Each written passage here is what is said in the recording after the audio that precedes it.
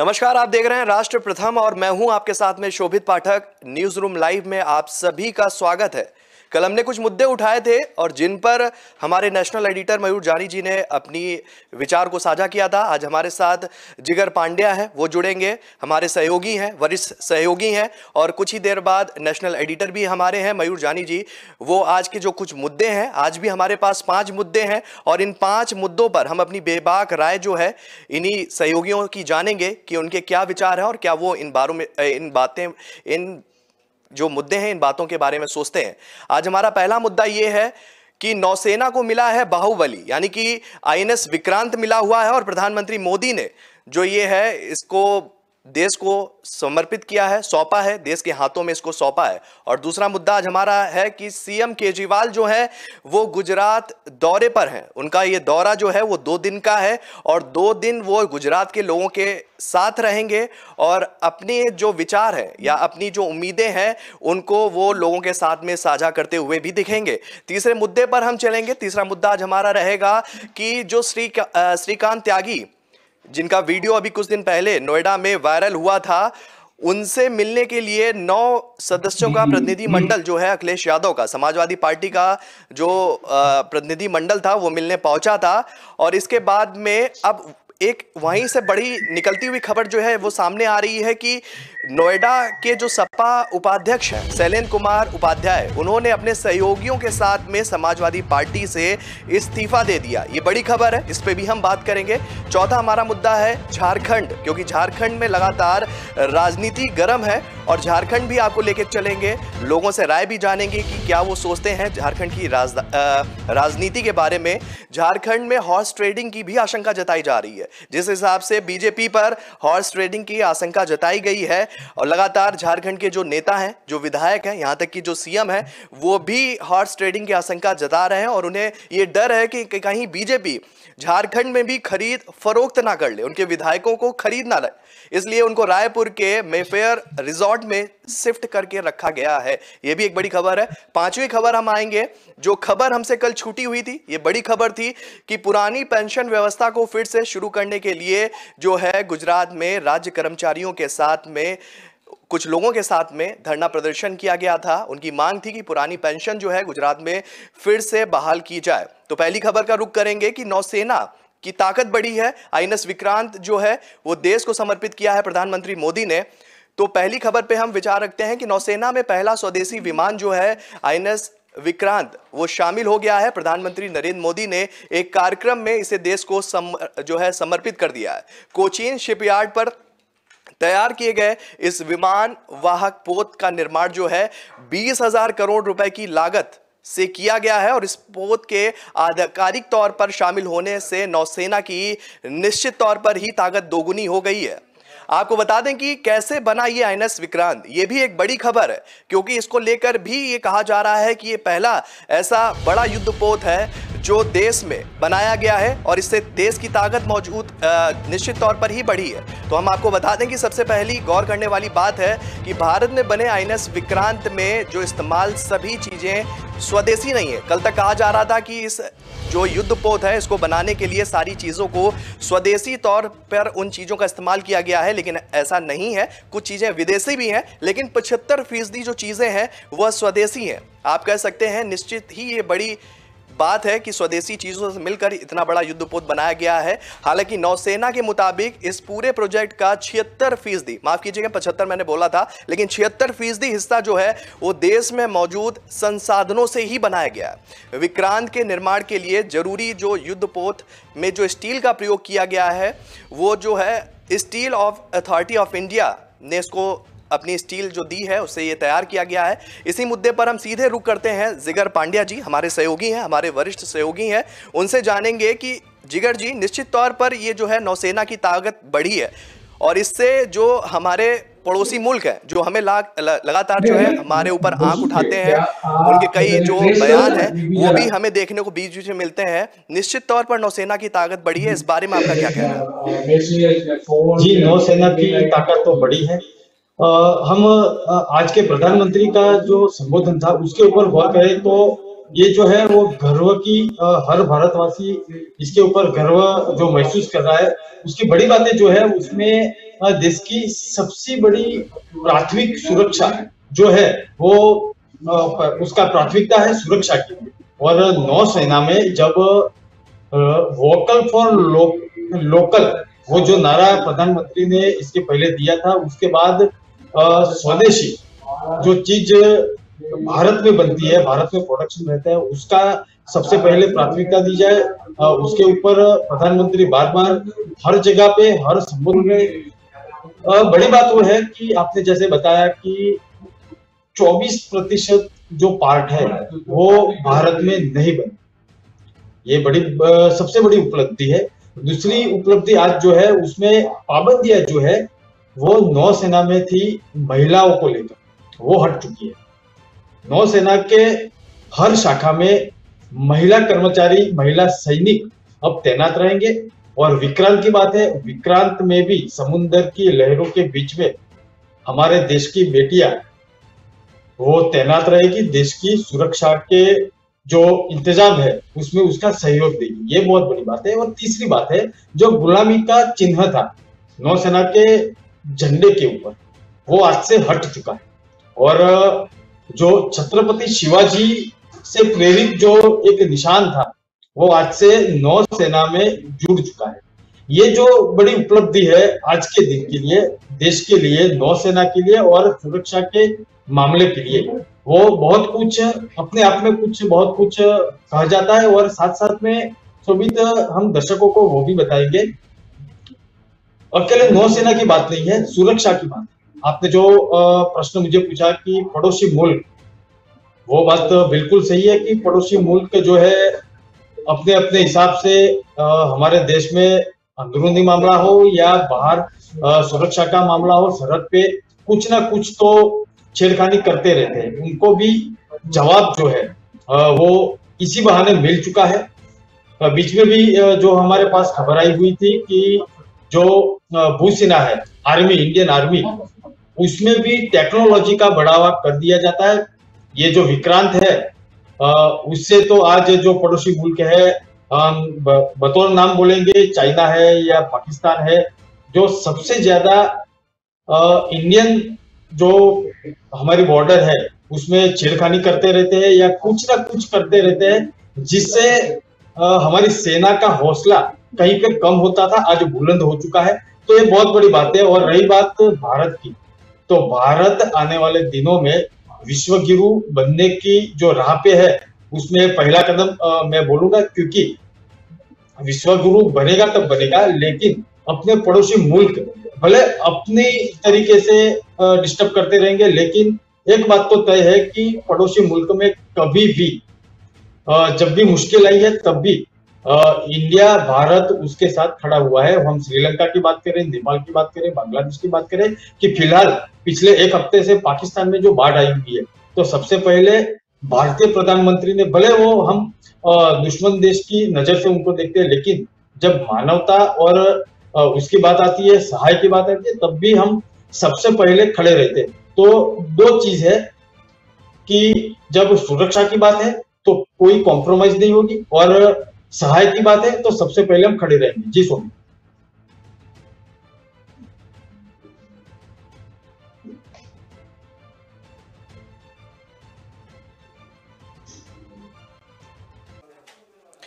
जिगर जी, आपने बहुत महत्वपूर्ण बात बताई कि हमारी निश्चित तौर पर ही नौसेना की ताकत बढ़ गई है और लगातार हम इसमें प्रयासरत हैं कि कैसे तीनों सेनाओं की ताकत को हम दिन दुगना रात चौगुना मजबूत करें। ये एक बहुत बड़ा सवाल भी है और ये देश के लिए बहुत भी जरूरी है, क्योंकि हमारे जो पड़ोसी मुल्क है वो लगातार इस फिराक में रहते हैं कि किस तरीके से भारत को, हमारे देश को घेरने की कोशिश की जा रही है, चाहे वो चाइना हो, चाहे वो पाकिस्तान हो।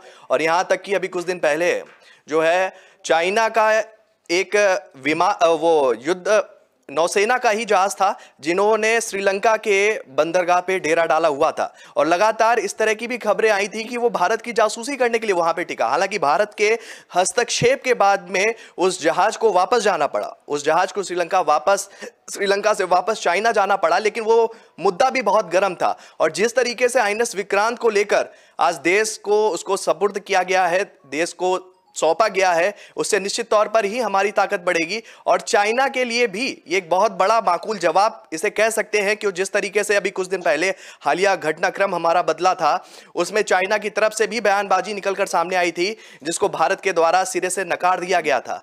तो आप इसको किस तरीके से लेते हैं, क्योंकि इस समय चाइना का हस्तक्षेप भी कहीं ना कहीं अन्य देशों के माध्यम से भारत को लेकर नीचे दिखाने के लिए बढ़ रहा है, तो इस चीज को आप किस तरीके से लेते हैं?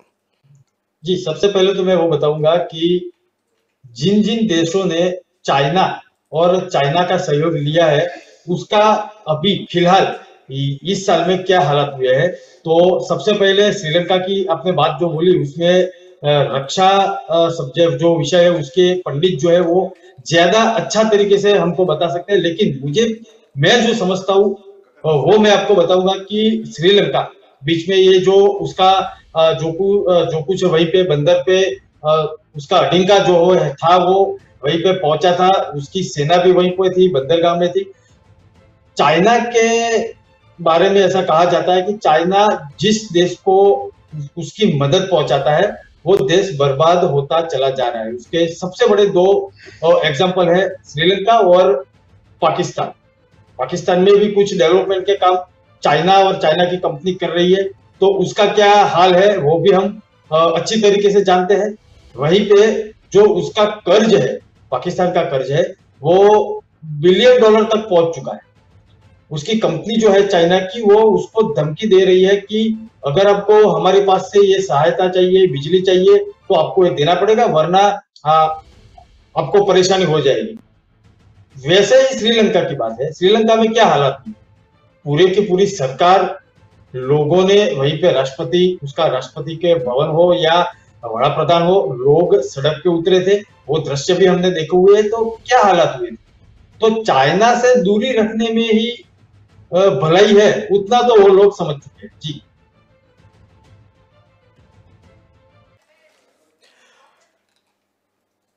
आपने अपनी बात रखी और निश्चित तौर पे जो आप कह रहे हैं वो निश्चित ही तौर पर सही है, और हम अपने दर्शकों को बताना चाहेंगे क्योंकि ये आज दिन भर की सबसे बड़ी खबर है और लोग भी जानना चाह रहे होंगे कि इसकी खासियत क्या है। आईएनएस विक्रांत एक बड़ा युद्धपोत है और इसमें क्या क्या खासियत है, तो दर्शकों को हम बताना चाहेंगे कि कोचीन शिपयार्ड में बने आईएनएस विक्रांत की लंबाई जो है वो 262 मीटर की है। वहीं इसकी चौड़ाई भी जो करीब 62 मीटर है, यह 59 मीटर ऊंचा है और इसकी बीम जो है वो 62 मीटर की है। युद्धपोत में 14 डेक हैं और 1700 से ज्यादा क्रू को रखने के लिए 2300 कंपार्टमेंट भी हैं और इसमें महिला अधिकारियों के लिए अलग से केबिन भी बनाए गए। ये बड़ी बात है कि महिला अधिकारियों की तैनाती भी इस युद्धपोत पर होगी और उनके सुरक्षा के लिए और उनके जो है सहूलियत के लिए महिलाओं के लिए अलग से केबिन भी बनाए गए और इसके अलावा इसमें आईसीयू से लेकर चिकित्सा से जुड़ी सभी सेवाएं और वैज्ञानिक प्रयोगशाला भी मौजूद है, जिसमें अगर कोई भी व्यक्ति क्रू मेंबर बीमार होता है तो अंदर जो है अस्पताल की सेवा भी मुहैया है, वहां पर उसको आराम से मिल सकता है। तो ये आज की बड़ी खबर है कि आईएनएस विक्रांत जो है उसको सौंपा गया है देश के हाथों में और इसे खुद प्रधानमंत्री नरेंद्र मोदी ने कोची शिपयार्ड गार्ड पे उसको देश के हाथ के सुपुर्द किया है। अब हम दूसरी खबर की ओर बढ़ेंगे कि सीएम केजरीवाल जो है आज गुजरात दौरे पर है, उनका 2 दिन का दौरा है और वो द्वारका में जनसभा को संबोधित करेंगे। तो थोड़ा विस्तार से चलते हैं और उनके इस दौरे के बारे में बात करेंगे कि दिल्ली के मुख्यमंत्री और आम आदमी पार्टी के संयोजक अरविंद केजरीवाल अपने संगठन के प्रचार अभियान को गति देने के लिए आज से गुजरात के 2 दिवसीय दौरे पर रहेंगे। ये एक बड़ी खबर है और इस खबर पर भी हम लगातार नजर बनाए हुए हैं और इस पे आगे आपको बता दें कि इस दौरान वह मतदाताओं के लिए एक और चुनाव पूर्व गारंटी घोषणा पत्र की भी जो है उनका जो खाका है घोषणा पत्र का वो जनता के सामने रखेंगे। आपने एक बयान में गुरुवार को कहा था कि अपनी यात्रा के दौरान केजरीवाल गुजरात के लोगों के लिए चुनाव पूर्व बड़ी गारंटी की घोषणा करेंगे, जहां साल के अंत तक विधानसभा चुनाव होना है। सीएम केजरीवाल गुजरात के लोगों से कई वादे भी कर चुके हैं। अब देखना यह होगा कि चुनाव के बाद में जनता उन वादों को, चुनाव से पहले उन वादों को कैसे लेती है और बहुमत आम आदमी पार्टी का कितना बढ़ता है। ये एक विषय अलग है, इस पर भी हम मुद्दे पर आएंगे, लेकिन इससे पहले आपको बता दें कि केजरीवाल गुजरात के लिए अब तक कई गारंटी की घोषणा लोगों की सुविधाओं के लिए कर चुके हैं, जिसमें प्रति माह 300 यूनिट तक मुफ्त बिजली की भी बात कही गई है, 3000 रुपए की बेरोजगारी भत्ता देने की भी बात कही गई है और सरकारी नौकरियां जो रिक्त वैकेंसी है वहां पर उनको भी भरने की बात कही गई है अरविंद केजरीवाल के द्वारा। आपको बता दें कि केजरीवाल ने कुछ दावे और भी किए हैं। दिल्ली के सीएम अरविंद केजरीवाल ने गुरुवार को दिल्ली विधानसभा में एक बड़ा दावा किया है। सीएम केजरीवाल ने विधानसभा में कहा है कि केंद्रीय अन्वेषण ब्यूरो यानी कि सीबीआई के उप मुख्यमंत्री मनीष सिसोदिया के आवास पर छापा मारने के बाद गुजरात में आम आदमी पार्टी का वोट प्रतिशत 4% बढ़ गया। उनका यह कहना है कि सीबीआई ने जो है ये छापा मारा है तो इसका जो प्रतिक्रिया है या इसका प्रतिफल कहेंगे वो गुजरात में देखने को मिलेगा। लोगों का भरोसा जो है मनीष सिसोदिया या दिल्ली के उप मुख्यमंत्री हैं मनीष सिसोदिया, उनके ऊपर उनका विश्वास और बढ़ गया है। अब ये आने वाला समय बताएगा कि जनता का विश्वास कितना बढ़ा है। ये जब चुनाव प्रक्रिया होगी तो उसके बाद पता चलेगा। लेकिन इससे पहले अरविंद केजरीवाल जो सीएम है दिल्ली के, उन्होंने एक बड़ा गुरुवार को बयान दिया था और इसमें कहा था कि सीबीआई के छापे के बाद में जनता का विश्वास आम आदमी पार्टी पर और बढ़ गया है। तो इसी मुद्दे पर हम सीधे जिगर पांड्या जी के पास जाएंगे और उनसे पूछेंगे कि अरविंद केजरीवाल लगातार अपनी पार्टी को लेकर बड़े बड़े दावे कर रहे हैं और उनका 2 दिवसीय गुजरात दौरा भी है आज से। आपको क्या लगता है कि गुजरात में जो उनकी पिच है, ये कह सकते हैं जिसपे वो बैटिंग करना चाहते हैं, या चुनाव जो आने वाले हैं उसको लेकर वो तैयारियां कर रहे हैं और जनता के बीच अपनी बात पहुंचाने की बात को मजबूती से रखने की बात करते हैं, वो कितने हद तक सफल हो पाएंगे? क्योंकि गुजरात की भौगोलिक स्थिति अभी बिल्कुल दूसरी है। जिगर जी। जी शोभित, अरविंद केजरीवाल और गुजरात, मैं थोड़ा शुरू से बताना चाहूंगा सभी दर्शकों को और आपको भी कि सूरत म्युनिसिपल कॉर्पोरेशन में जब निकाय के चुनाव हुए थे तब सफलता हासिल की थी आम आदमी पार्टी ने, और ये जो है वो पहली सफलता थी। उसके बाद गांधीनगर म्युनिसिपल कॉर्पोरेशन, उसमें सफलता नहीं मिली। तो ये तो बात मैं पुरानी बता रहा हूं। अभी की बात बताऊंगा तो आम आदमी पार्टी और उसका संगठन धीरे धीरे उन लोगों ने ग्राउंड लेवल पे बनाना शुरू किया। ये 2 घटना के बाद सूरत और गांधीनगर गांव में जाके उनके जो संगठन के जो दावेदार है या संगठन में रहने वाले कार्यकर्ता है या जिला स्तर के कार्यकर्ता है, तहसील के कार्यकर्ता है, वो सभी लोग अरविंद केजरीवाल और उनके साथ चल पड़े हैं। बात वो है कि जैसे आपने बताया कि यहाँ पे गुजरात का माहौल, गुजरात का जो एक इतिहास है वो थोड़ा अलग है। तीसरी पार्टी कभी भी यहाँ पे सफल नहीं हुई है। उसके एग्जाम्पल भी है, पूर्व मुख्यमंत्री भाजपा छोड़ के चले गए थे, उनकी पार्टी बनाई थी, केशुभाई पटेल ने वरिष्ठ नेता थे, उनकी पार्टी भी सफलता हासिल नहीं की थी। शंकर सिंह वाघेला जी ने उनको भी सफलता नहीं मिली थी। एनसीपी कभी भी सफलता नहीं मिली है। बहुत सारी पार्टी आई गई, लेकिन कांग्रेस और भारतीय जनता पार्टी दोनों में से किसी एक को ही सफलता मिली है और पूर्ण बहुमत अभी तक तो मिला हुआ है। 2017 की बात करें, भाजपा सफलता मिली थी ऐसा नहीं बोला सकता, लेकिन नजदीक पहुंच चुके थे। उसके बाद जो घटनाक्रम है वो भी हम जानते हैं। बात वो है कि अब ये आम आदमी पार्टी गुजरात में इस बार आई है, इस चुनाव में 2022 के चुनाव अभी बाकी है। क्या नतीजा होगा वो तो समय बताएगा, किसको कितना वोट शेयर मिला हुआ है। अरविंद केजरीवाल अभी जो दावे कर रहे हैं कि 6% तक बढ़ जाएगा या 4% तो अभी से है, वो तो उनके दावे है, लेकिन अभी से हम कुछ खुल के बता नहीं सकते कि किसके कितने वोट शेयर होंगे विधानसभा के लिए। कुल मिला के बात हो रही है अरविंद केजरीवाल की, उनका गुजरात का दौरा और उनकी गारंटी इसके पहले भी आ चुके हैं। महिलाओं को वो गारंटी दे चुके हैं, बेरोजगार को गारंटी दे चुके हैं, फ्री बिजली, शिक्षण व्यवस्था या अलग अलग हेल्थ सुविधा जो है उसके बारे में उन्होंने बात की है। एक बार मैं शोभित एक बात और भी बताऊंगा कि जब अरविंद केजरीवाल और आम आदमी पार्टी गुजरात सरकार को घेरने में सफल रही है, वो इन्हीं मुद्दे में, शिक्षण व्यवस्था हो, हेल्थ, वो 2 जो बाबत है उसके लिए गुजरात में बहुत बड़ी हलचल हुई थी। शिक्षण मंत्री के गांव में, उनके गढ़ में जाके शिक्षण की जो व्यवस्था है उसकी बात रखी थी। हेल्थ जो आरोग्य सुविधा है उसकी बात उन्होंने सबसे पहले रखी।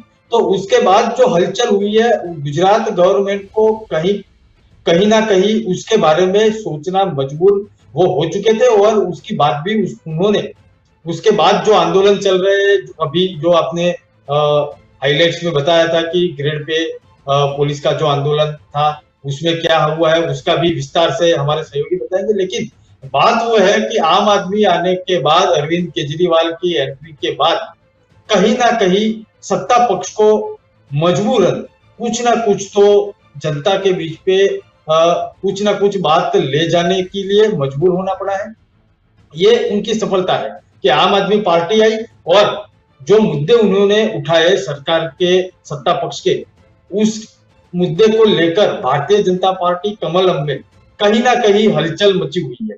तो ये बड़ी सफलता उनको मिले या ना मिले वो तो आने वाला समय बताएगा। चुनाव के बाद वो हम विस्तार से बात कर पाएंगे। लेकिन उतनी सफलता तो आम आदमी पार्टी और अरविंद केजरीवाल को मिली है कि वो जो बोलते हैं बताते हैं, उसके बाद सत्ता पक्ष जो भारतीय जनता पार्टी है उसको कुछ ना कुछ तो करना पड़ता है। जी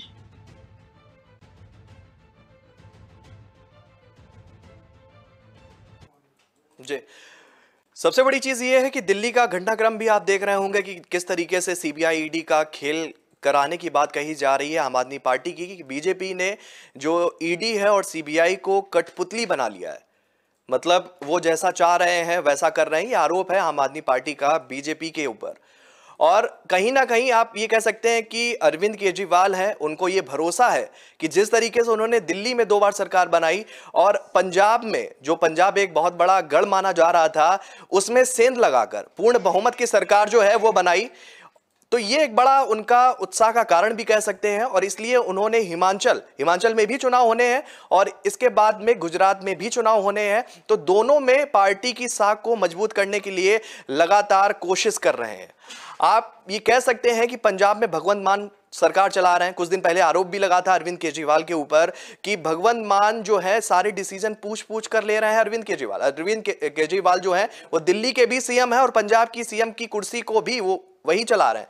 आपको लगता है कि गुजरात में जिस तरीके का जो इस समय राजनीतिक परिवेश है, वहां पर लगातार बीजेपी की सरकार रही है, बीजेपी का गढ़ मजबूत है, बीजेपी का जो वोट बैंक है वो मजबूत है, आपको लगता है कि आम आदमी पार्टी गुजरात चुनाव में बीजेपी के किले को, जो अभेद किला कहेंगे, उसको भेदने में सफल हो पाएगी? क्योंकि जिस तरीके का परिणाम जो है पंजाब में देखने को मिला, उन्होंने वहां पे भी लोगों से उन्होंने कई वादे किए और इसीलिए उनके उत्साह में कहीं ना कहीं बढ़ोतरी भी हुई। और यही वादे जो है वो गुजरात की सरजमी पर वो कह रहे हैं कि हम मुफ्त शिक्षा देंगे, हम शिक्षा व्यवस्था को मजबूत करेंगे, हम फ्री बिजली देंगे, हम बेरोजगारी भत्ता देंगे, हम सरकारी नौकरियों में युवाओं के लिए रोजगार देंगे। आपको लगता है कि आम आदमी पार्टी जो है वो गुजरात में जो अपने वादे हैं जनता तक वो पहुंचाने में सफल रहेगी? जनता उन वादों पर विश्वास करके जो है आम आदमी पार्टी के पक्ष में जाने की कोशिश कर सकती है? आपको क्या लगता है? ये जो बातें हैं गारंटी की, जो कुछ बातें जी वो तो हम वोटर पे छोड़ देते हैं, वाले चुनाव में जो वोट पड़ेंगे उसके ऊपर छोड़ देंगे। लेकिन एक बात सुमित पक्का है कि उन बातें क्या जो एक माहौल बना हुआ है फिलहाल आम आदमी पार्टी की एंट्री के बाद, तो लोग 2 चीज पे खास मतलब ग्राउंड लेवल पे जो सोच रहे हैं वो शिक्षण व्यवस्था और आरोग्य सुविधा, उसके ऊपर या दिल्ली का मॉडल जो है, दिल्ली में उन्होंने जो काम जितना किया है उतना वो दिखा रहे हैं कि हमने भाई ये काम किया है, इतना किया है। पंजाब की बात करें तो उसमें सीएम का चेहरा पहले से उनके पास था भगवंत मान के रूप में। गुजरात में वो चेहरा नहीं है, आम आदमी पार्टी के पास कोई चेहरा ही नहीं। अरविंद केजरीवाल दिल्ली से आके यहाँ पे बात करते हैं, अलग अलग जो उनके राष्ट्रीय नेता है वो वहां से आके यहाँ पे बात करते हैं। गुजरात के हर जिले में अलग मुद्दा है, अलग बात है। गुजरात के हर तहसील में अलग बात है, हर सीट पे अलग बात है, हर सीट का अलग मुद्दा है। तो मैं नहीं समझता हूं कि दिल्ली मॉडल की बात हर तहसील पे जाके पहुंच पाएगी या वो मुद्दा हम यहाँ आके वहां ये कर देंगे, वोट देंगे, वो तो हर पार्टी बोलेगी और बताएगी। बात वो है कि कितनी सफल होती है वो तो आने वाले समय के गर्भ में है। लेकिन बात उतनी है कि भाजपा हो, कांग्रेस हो या आम आदमी पार्टी, सबसे बड़ा आम आदमी पार्टी वहीं पे उठा रही है कि कांग्रेस कहीं पे अभी भी ग्राउंड लेवल पे नहीं है। कांग्रेस का क्या मुद्दा है, कैसे वो जनता के पास जाएगी, क्या बात लेके जाएगी। मुद्दे बहुत सारे हैं, बहुत सारी बातें भी है, लेकिन कांग्रेस विपक्ष में रह के भी कहीं ना कहीं वो जनता के पास वो मुद्दा ले जाने में असमर्थ रही है। सफल हुई है आम आदमी पार्टी पिछले 6 महीने से कि ये बात हम करेंगे, ये बात हम कर पाएंगे, ये बात हम लाएंगे, भविष्य की बात है कि हम ये चीज करेंगे। कितना सफल होंगे वो तो वोटर बताएंगे, कितनी बात पे वोटर्स जो है नागरिक है जो उनके बात में भरोसा करेंगे, वो तो नागरिक के ऊपर, जनता के ऊपर छोड़ देते हैं। बात उतनी है कि राजकीय हलचल डिस्टर्ब करने में वो सफल हुई है। जी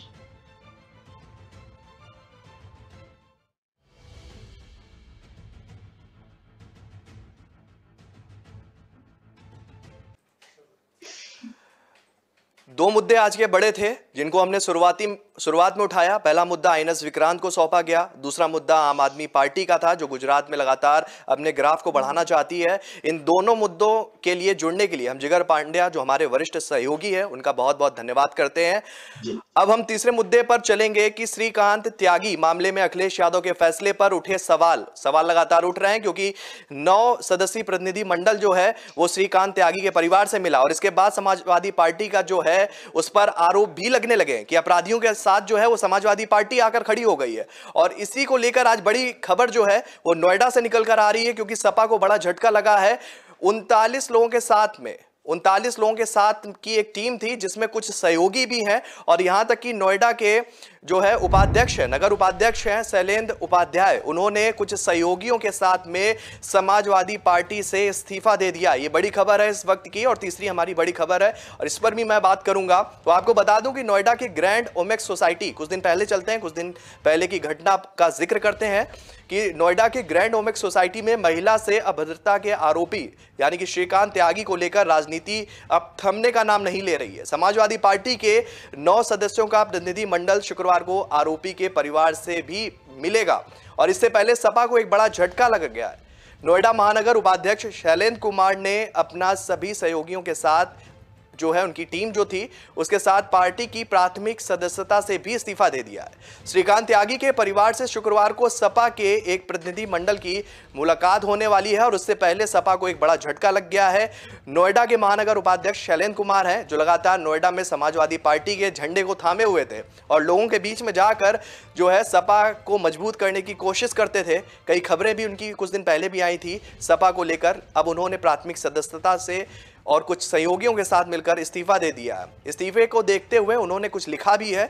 उन्होंने महिलाओं के साथ गाली गलौज, धक्का मुक्की और बदतमीजी की भी अपने इस्तीफे में जिक्र किया, अपनी बात का जिक्र किया है और उन्होंने कहा है कि जिस तरीके की बदतमीजी महिलाओं के साथ अभद्रता की गई है, श्रीकांत त्यागी ने करी थी, उसको हम कतई बर्दाश्त नहीं करेंगे।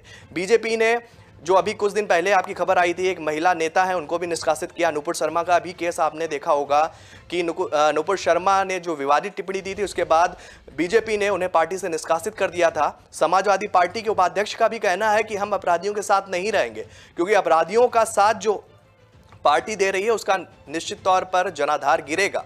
और समाजवादी पार्टी जो है उत्तर प्रदेश में अपने आप को मजबूत करने की लगातार कोशिश कर रही है और इस दौरान पर जो हम कह सकते हैं कि लगातार अगर वो श्रीकांत त्यागी के परिवार से मुलाकात करेगी, जिसका विरोध हुआ, लगातार सोसाइटी में विरोध हुआ, जिले में विरोध हुआ, यहाँ तक कि कई राज्यों में भी इस बात का जिक्र किया गया था कि श्रीकांत त्यागी ने जो महिला से बदतमीजी की उसको कतई बर्दाश्त नहीं किया जाएगा। तो उसको लेकर जो है समाजवादी पार्टी का क्या स्टैंड था और उन्होंने 9 सदस्यीय लोगों का प्रतिनिधि मंडल जो है वो बनाया हुआ है जो मुलाकात करेगा शुक्रवार को, यानी कि आज शाम तक मुलाकात करने की बात कही जा रही है। मुलाकात के बाद का क्या होगा उसको पे हम आगे चर्चा करेंगे, लेकिन आपको बता दें कि राष्ट्रीय अध्यक्ष 9 सदस्य प्रतिनिधि मंडल इमाम घोषित अपराधी श्रीकांत त्यागी के परिवार से मिलने की अनुमति कैसे दे सकते हैं। उन्होंने यह इस्तीफे पत्र में इस बात का जिक्र दिया है कि सपा का जो राष्ट्रीय नेतृत्व है वो किस तरीके से प्रतिनिधि मंडल को मिलने की इजाजत दे सकता है।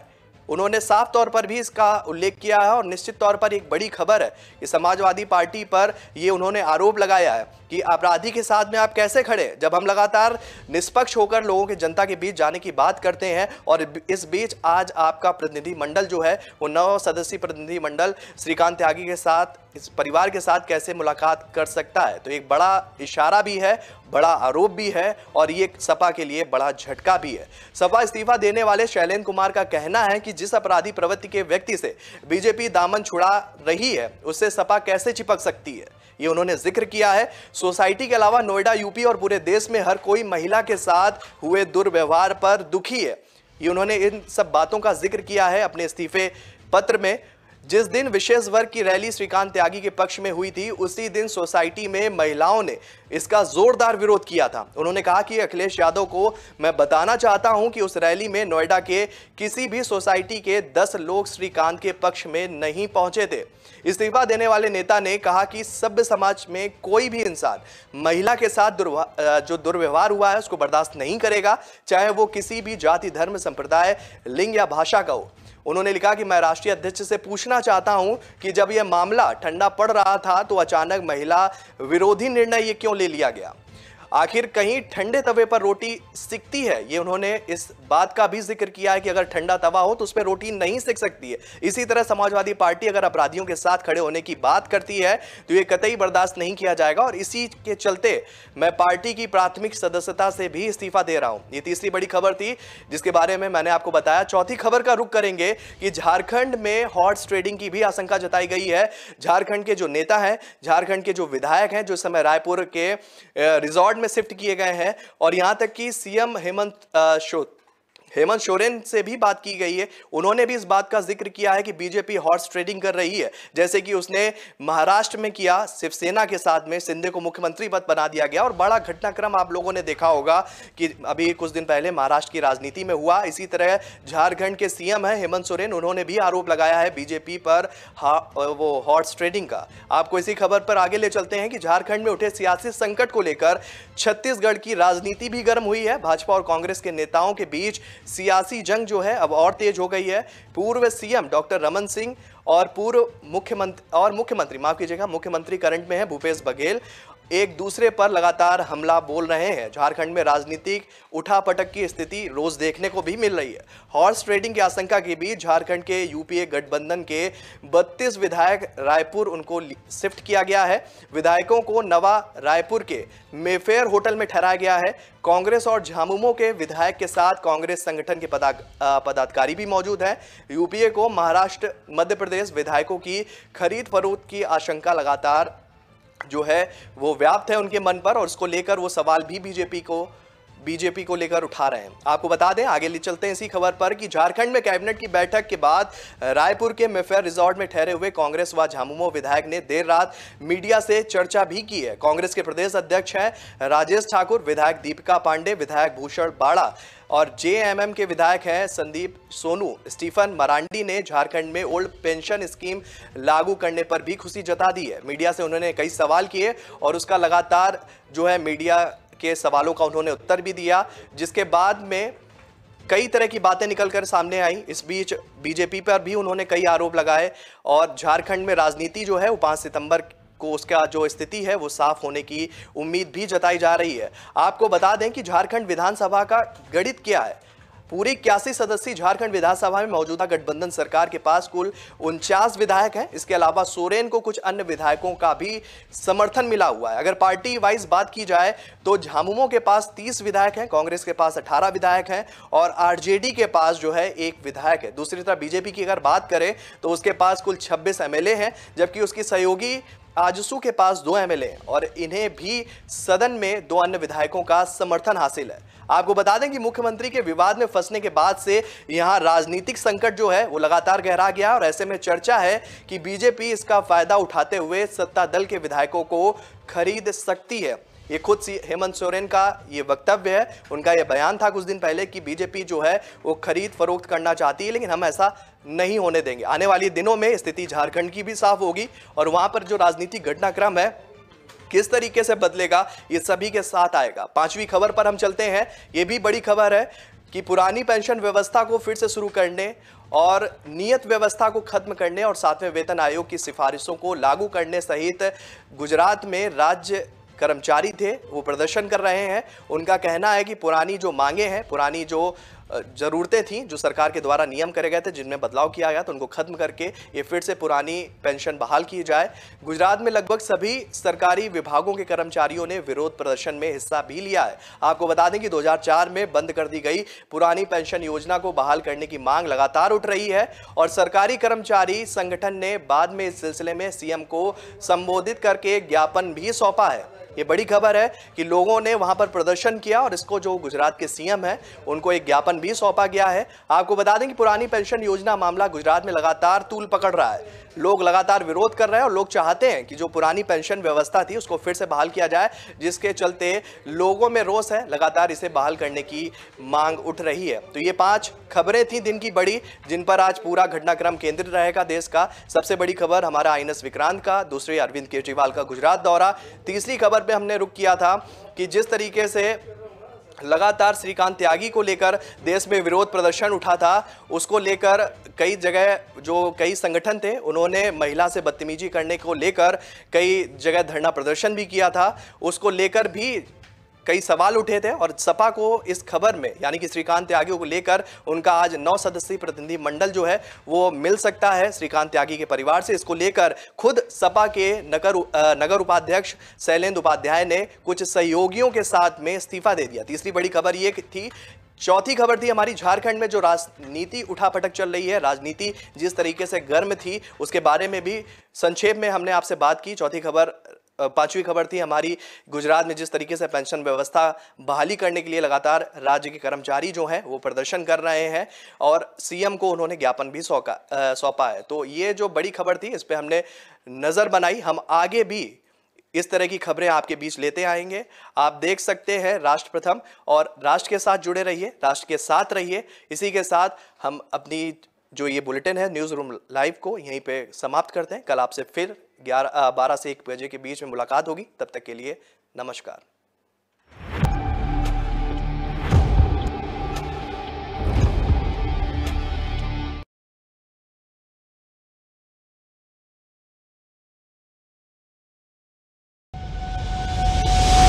लहरों से